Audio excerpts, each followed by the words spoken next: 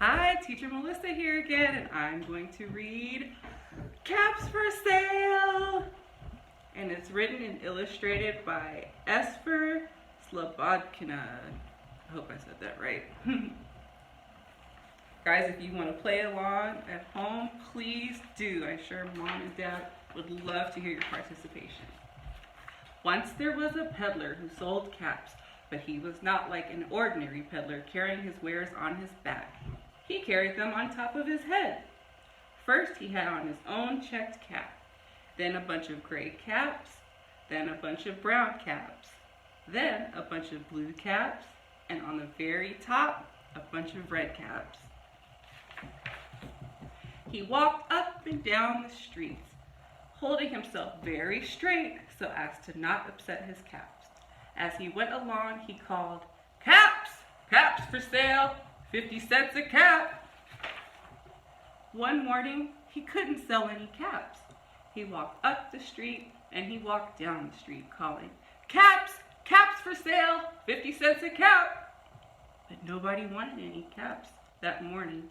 Nobody even wanted a red cap. He began to feel very hungry, but he had no money for lunch.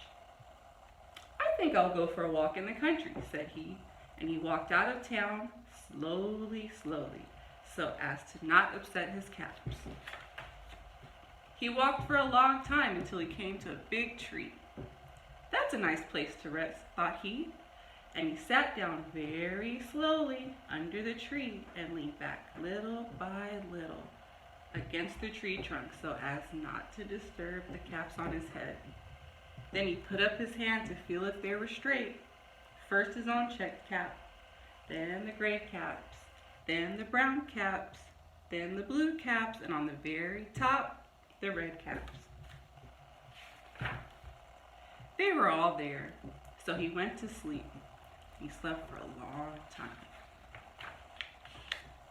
When he woke up, he was refreshed and rested. What did we see here? But before standing up, he felt with his hand to make sure his caps were there in the right place. All he felt was his own checked cap. He looked to the right of him, no caps. He looked to the left of him, no caps. He looked in the back of him, no caps. He looked behind the tree, no caps. Where do you think the caps are, guys? Then he looked up into the tree, and what do you think he saw? On every branch sat a monkey, and on every monkey was a gray or brown or blue or red cap. So silly. The peddler looked at the monkeys looked at the peddler.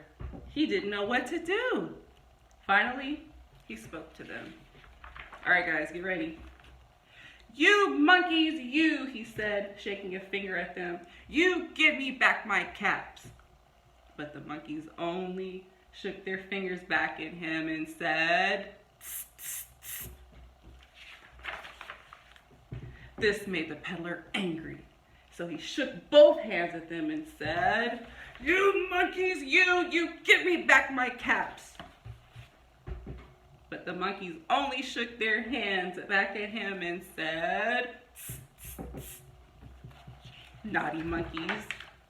Now he felt quite angry. He stamped his foot. Stamp your feet, guys. He stamped his foot and he said, "You monkeys, you give me back my caps." But the monkeys only stamped their feet and said, "Tss, tss, tss."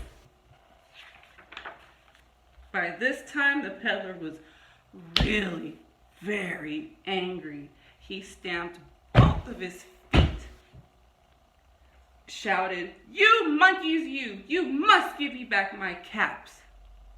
But the monkeys only stamped both of their feet and said, "Tss, tss, tss." At last he became so angry that he pulled off his own cap, threw it on the ground, and began to walk away. But then each monkey pulled off his cap what do you know? And all of the gray caps, all of the brown caps, all of the blue caps, and all of the red caps came flying down out of the tree. So the peddler picked up his caps and put them right back on his head.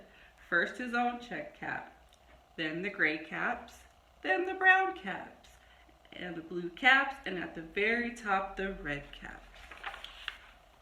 And slowly, slowly, he walked back to town calling, "Caps! Caps for sale! 50 cents a cap!" The end. I hope you guys enjoyed hearing this, and I hope you performed along with me. See you soon!